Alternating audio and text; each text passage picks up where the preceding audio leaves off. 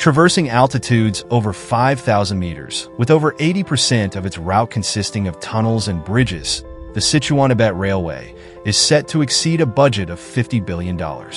Imagine building a train line from New York City to Miami, but through some of the harshest and most unpredictable terrains on Earth. Why is this railway so significant? And why would China invest so heavily in such a challenging project? How do they plan to overcome the brutal realities of the Himalayas' rugged landscape? Let's explore. The Sichuan-Tibet Railway is one of the most ambitious railway projects in the world. It promises to transform the region, connecting remote Tibet to the bustling city of Chengdu in Sichuan province. But the challenges are immense. This isn't just about laying tracks on flat land. The railway cuts through the mountainous terrains of the Himalayas, requiring cutting-edge technology and unparalleled engineering. Historically, Tibet has been one of the world's most remote and inaccessible regions. Before the 2006 Qinghai-Tibet Railway, travel to Lhasa, the capital of Tibet, was a long and grueling ordeal. The Qinghai-Tibet Railway, which connects northern Tibet to mainland China, opened up the region, but the southeastern parts of Tibet and Sichuan province remain disconnected. Sichuan, one of China's largest provinces and an economic powerhouse, has long needed better access to Tibet. The Sichuan-Tibet Railway was proposed as part of China's Belt and Road Initiative (BRI), aimed at boosting trade and connecting China to the broader world. The goal was not just to connect the two regions, but to unlock Tibet's vast natural resources, including copper, lithium, and rare earth materials, essential for the global shift toward green technologies.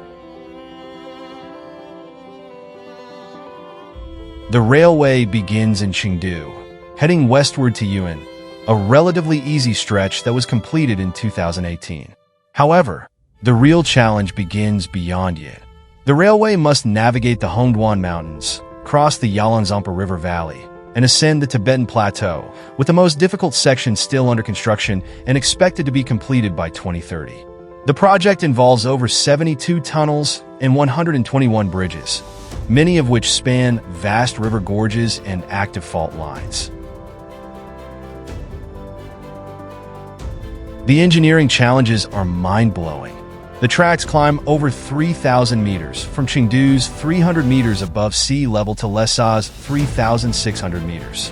At these altitudes, the air is thin and oxygen levels are 40% lower than at sea level.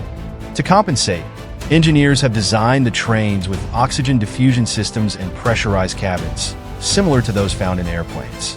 Over 80% of the railway route consists of tunnels and bridges, with some tunnels, like the Yangbeijing Tunnel, stretching an incredible 42.5 kilometers, longer than the Channel Tunnel between England and France. But it's not just about length. The construction faces several daunting challenges, such as seismic activity, permafrost, and remote locations. The Himalayas are one of the most seismically active regions in the world, so engineers have designed shock-absorbing foundations and flexible materials to mitigate the impact of tremors. In addition, the railway has to contend with permafrost, building on ground that is frozen for most of the year but turns into a muddy mess in summer. Requires advanced cooling pipes and insulated foundations to prevent the tracks from shifting or sinking.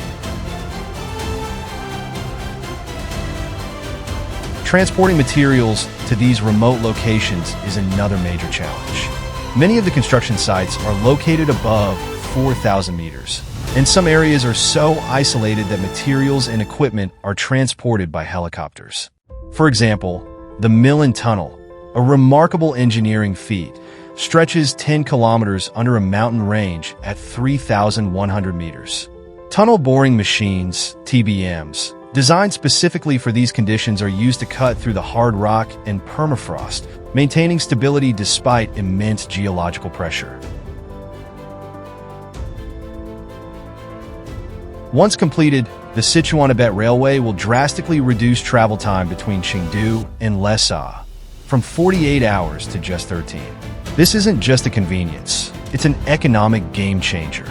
By improving transportation, the railway will reduce logistics costs, opening Tibet to trade and boosting its resource-driven economy.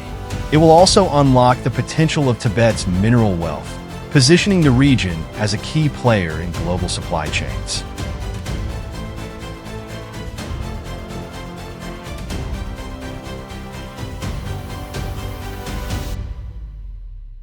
Tourism will also see a significant boost.